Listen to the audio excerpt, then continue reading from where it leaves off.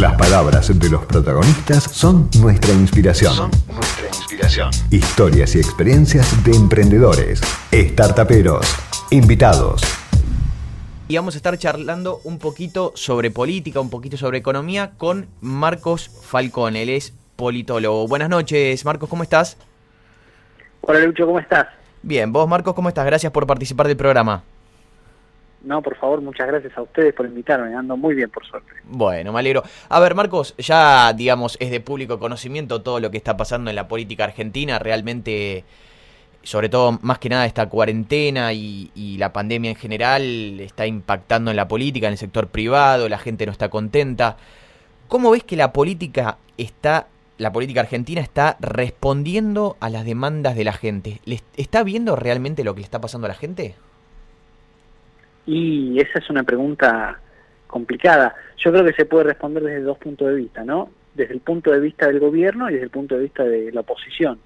Desde el punto de vista del gobierno, bueno, la pandemia, una vez que empezó, fue tomada como una especie de comodín que pudiera justificar toda una serie de medidas y también una serie de situaciones, ¿no? Donde la economía empeora, muchos negocios tienen que cerrar, y bueno, el gobierno ha consistentemente culpado a la pandemia en lugar de la cuarentena, con esos efectos, y al principio tenía un discurso de, bueno, esto lo enfrentamos todos unidos, Argentina Unida se le llama del gobierno, y de hecho al principio el presidente tenía niveles de aprobación muy altos de su gestión, y bueno, a medida que los efectos, sobre todo económicos, de la cuarentena se hacen sentir, y se ve que la economía cae más que en otros países, y se ve que, por ejemplo, hay empresas que, no sé, como por ejemplo el otro día el Saint-Gobain anunció que se va de Argentina a Brasil, pero en Brasil la pandemia había sido peor que en Argentina, entonces, bueno,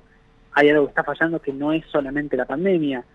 A medida que se van sintiendo los efectos de la cuarentena y los negocios van cerrando y la situación es cada vez más complicada y el gobierno tiene que emitir cada vez más dinero, digamos que el discurso de Argentina Unida se va diluyendo también, ¿no? Y el gobierno se va como cerrando en su propio círculo. De otra manera no se explica, por ejemplo, la polémica que tuvo el presidente el otro día con Mauricio Macri, revelando una conversación privada de hace meses, donde supuestamente Macri decía que había que privilegiar la economía y que se murieran los que tenían que morir. Algo que él mismo, que Macri después desmintió.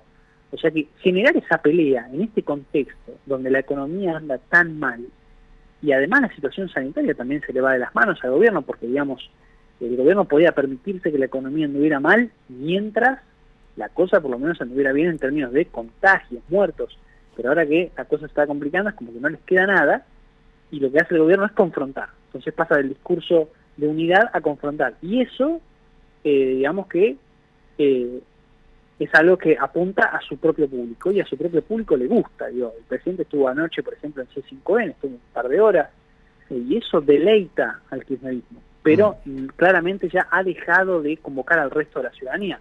Entonces, del lado de la oposición... Ahora, Marcos, perdón, antes sí. de pasar a la posición, ¿vos creés que hoy en día ya la gente está poniendo en primer lugar la situación económica antes, digamos, frente a lo que es la pandemia? Bueno, eso depende, digamos, de si uno se identifica o no como partidario del gobierno, como se ha visto, por ejemplo, en una encuesta que salió el otro día que había hecho Management and Fit, e incluso eso se puede ver a través de los medios de comunicación que uno consume, y uno encuentra una correlación muy alta entre, supongamos, nivel de kirchnerismo y nivel de preocupación por la pandemia por sobre la economía.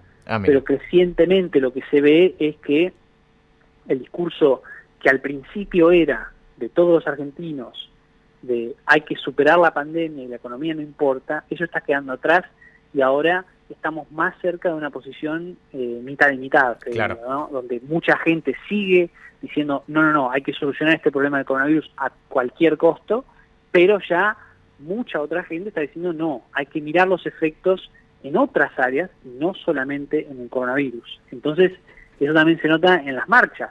Digo, al principio de la cuarentena, pese a todas las medidas que tomaba el gobierno, que eran de legalidad dudosa y que iban a causar efectos muy graves, la ciudadanía respondió de manera favorable. Ahora bien, ya de un par de meses para acá tenemos marchas y tenemos a una oposición que, por el lado de los que tienen poder, responsabilidades ejecutivas, como puede ser Horacio Rodríguez Larreta, tratan de ser más conciliadores, sobre todo porque a medida que la situación económica se pone peor, dependen cada vez más de la colaboración con el gobierno nacional, pero una oposición también que, donde no hay responsabilidades ejecutivas, cada vez se hacen sentir más, ¿no? Entonces, bueno, hay polémica en el Congreso y hay reacción frente a algunas iniciativas del gobierno que se juzgan como extemporáneas, como la reforma judicial.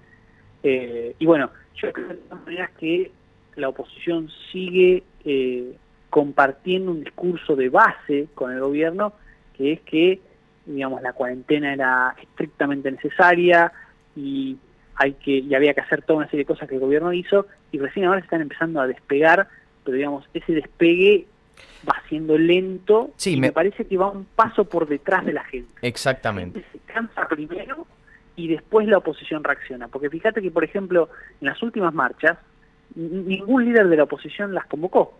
Macri mismo, de hecho, festejó la marcha, la última, pero la festejó después, no la festejó antes. Entonces es una cosa que uno no sabe si la oposición tiene miedo de convocar y entonces una vez que ve un éxito se suma al éxito, o si hay algo que sigue compartiendo con el gobierno que hace que no puedan salir a protestar de una manera, digamos, abierta, ¿no? Exactamente, y desde un punto de vista político, Marcos, bueno, esta semana se votó la reforma judicial y, bueno, vemos que el Congreso prácticamente, digamos, obviamente que están sesionando, pero de forma digital, ¿sí? O sea, un poco, la verdad que puede ser bastante cuestionable de la forma que están sesionando, vimos ciertas desprolijidades, que no se le habilitan los micrófonos, que no hay conexión, etcétera, etcétera.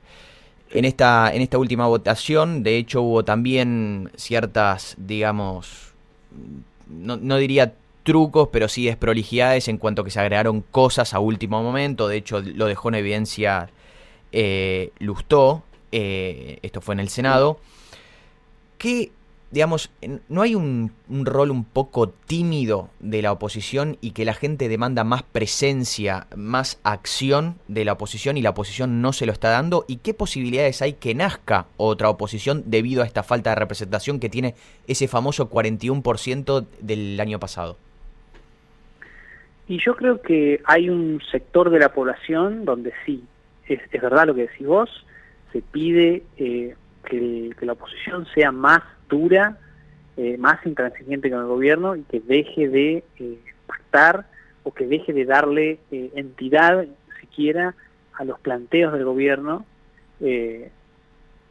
pero yo creo de todas maneras que hay parte de la oposición o parte de los votantes de la oposición que todavía no están ahí, en ese lugar todavía. Entonces, por eso es que la oposición no confronta tanto quizás como podría confrontar de otra manera. Y creo que el sector que pide que la oposición sea más dura con el gobierno es un sector que se hace sentir mucho porque, bueno, está muy sobre representado, diría yo, en las redes sociales, quizás en los medios de comunicación, pero que numéricamente quizás no representa a tanta cantidad de gente. Entonces eso hace difícil también que surja una alternativa que no sea la de Juntos por el Cambio, por ejemplo. Porque si uno, por ejemplo, el año pasado, en 2019, veía las redes sociales y veía, por ejemplo, el éxito de Spert o el éxito de Milei, uno podía pensar que, bueno, que Spert iba a sacar el presidencial, no sé, 5 puntos, 10 puntos, era una cosa tal que cual. Se lo veía como con miedo, y el gobierno, en su momento, el gobierno de Macri le tenía mucho miedo. Digamos, hubo toda una serie de operaciones destinadas a erosionar e incluso a detener legalmente la candidatura de Spert. Hubo aquel caso famoso del diputado Acef, que ahora es diputado por Cambiemos, pero ¿por qué es diputado? Porque él tenía el sello con el que Spert se iba a presentar como candidato a presidente y se lo sacó a último momento porque negoció con el gobierno de Macri tener un lugar en la lista. Sí, una cosa increíble. Pero digamos, entonces digo, a lo que voy es que si uno veía en 2019 cómo se veían las redes sociales o los medios de comunicación, parecía que había una oposición durísima a Macri, pero todavía más dura contra el kirchnerismo, que era la de Spert, y Spert después terminó sacando 2 puntos. Claro. Entonces, creo que hay que tener cuidado también con no, digamos, con hacerse a la idea de que la oposición dura es mayoritaria, porque yo no creo que sea mayoritaria. Existe y es ruidosa y se deja ver en las marchas, por ejemplo, donde también participó gente que quizás no es necesariamente partidaria de Esper, ni de la dura, digamos, de Cambiemos o de Bullrich. Pues es gente, digamos, que legítimamente tiene preocupaciones a partir de la situación que está viviendo, pero, digamos, yo creo que la oposición todavía está dividida sobre qué hay que hacer, y ese es el mejor escenario posible para el oficialismo, porque, digamos, la máxima de divide y reinarás, Tal cual. justamente lo que provoca es que al tener, digamos, a todos separados y peleándose en la vereda de enfrente, vos te puedas posicionar. Tal cual. Incluso en un momento tan complicado para el gobierno como este. Y Marcos, a nivel mundial, pero en particular en Argentina se dice que está, digamos, aumentando el autoritarismo en cuanto al avance de los gobiernos en general sobre las libertades individuales de las personas. ¿Vos cómo analizás el caso argentino? Digamos, claramente vemos una limitación a las libertades, libertad al trabajo, libertad a la circulación, etcétera. De hecho, hemos visto casos trágicos como el caso de Solange, que el padre no pudo visitar a su hija antes de morir por no poder cruzar una provincia. Vemos esas restricciones a las libertades donde avanza el autoritarismo por parte del Poder Ejecutivo. ¿Vos lo ves así? ¿Lo ves que estamos en una situación grave, que esto puede avanzar?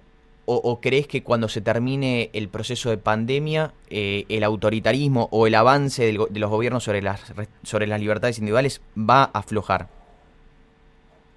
Y yo creo que ahí la ciudadanía, el papel que cumple la ciudadanía va a ser fundamental para volver al estado de cosas anterior, que ya era deficiente, digamos, ¿no? Porque, Argentina tiene, por ejemplo, toda una historia de abusos policiales que no empieza con la cuarentena y que no se terminó con la dictadura militar, por ejemplo. Entonces, eso, que ya estaba mal, ahora se exacerba con la cuarentena, que además tiene toda otra serie de medidas, al mismo tiempo, que tienen que ver con que uno no tiene derecho a trabajar de repente, que uno no tiene derecho a circular, no tiene derecho a asociarse, a reunirse. Yo creo que el papel que cumple la ciudadanía va a ser fundamental para volver al status quo. Yo creo que el gobierno, desde el principio, empezó a preparar la cancha como para que esto dure mucho tiempo.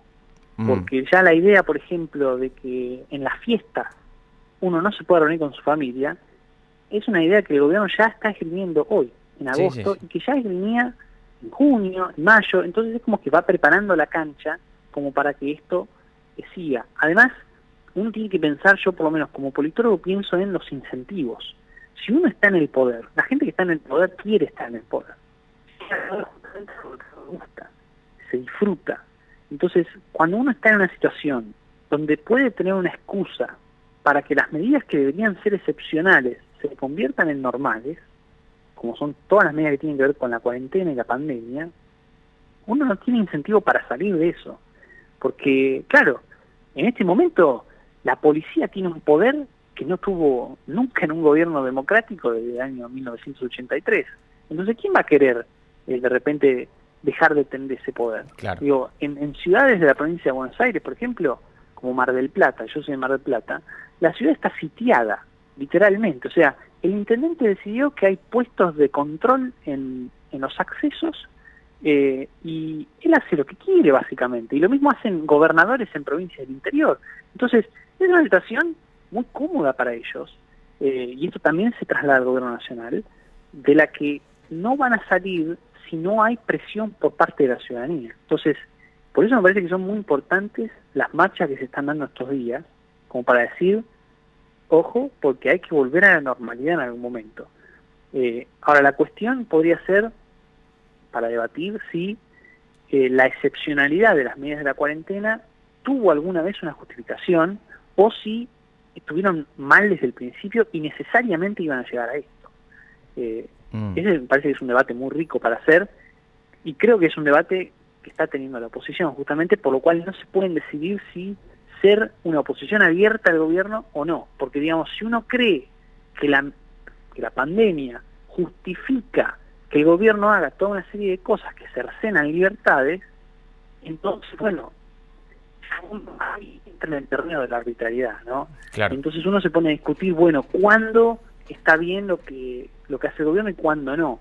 En cambio, si uno dice que la pandemia, digamos, no aparece mencionada en la Constitución Nacional y por lo tanto no se pueden cercenar libertades y decir porque estamos en un marco de pandemia, bueno, entonces uno ahí tiene claramente una línea constitucionalista anti-cuarentena que está clara desde el principio y con la que uno se puede oponer al gobierno de manera frontal.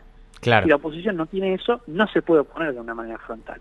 Así Mm. que, Excelente. pero en relación a la pregunta original, digamos, de si las libertades van a volver de un día para el otro, Sí. si van a tardar, yo creo que van a tardar, a menos que la ciudadanía siga presionando por una vuelta a la normalidad. Tal cual, depende mucho de la gente, depende mucho de que salgamos, obviamente, a manifestar sobre los derechos que obviamente, como vos comentás, nos otorga a cada uno de nosotros la Constitución. Te agradecemos muchísimo, Marcos, realmente súper claro tu análisis respecto a la política argentina. Muchísimas gracias. No, Lucho, muchísimas gracias a vos, muchas gracias por la invitación y que les vaya muy bien con el programa. Por favor, un abrazo, Marcos. Nos informamos, debatimos, escuchamos y pudimos opinar y aprender la realidad que nos toca a todos. Así termina Startaperos. Así termina Startaperos. Un programa hecho por y para emprendedores. Nos reencontramos el próximo domingo a las 22. Por Millennium 106.7.